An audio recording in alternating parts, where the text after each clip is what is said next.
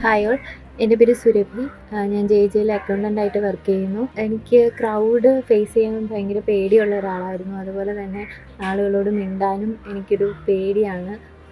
അപ്പോൾ അങ്ങനെ ഇരിക്കെയാണ് ഞാൻ DMR പ്രോഗ്രാമിൽ അറ്റൻഡ് ചെയ്യുന്നത്. എറണാകുളം പ്രോഗ്രാമായിരുന്നു എൻ്റെ ഫസ്റ്റ് DMR പ്രോഗ്രാം എന്ന് പറയുന്നത്.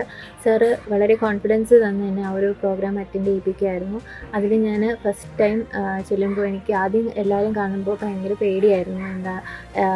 എങ്ങനെയായിരിക്കും സ്റ്റുഡൻസ് പെരുമാറുന്നുണ്ടാവുക, എങ്ങനെയാണ് ഞാൻ അവരോട് സംസാരിക്കുക എന്നൊക്കെ ഉള്ളൊരു പേടിയുണ്ടായിരുന്നു. പക്ഷേ എല്ലാവരും അവിടെ വളരെ ഫ്രണ്ട്ലിയാണ്. എല്ലാവരും പോസിറ്റീവായിട്ടുള്ള ആൾക്കാരാണ്.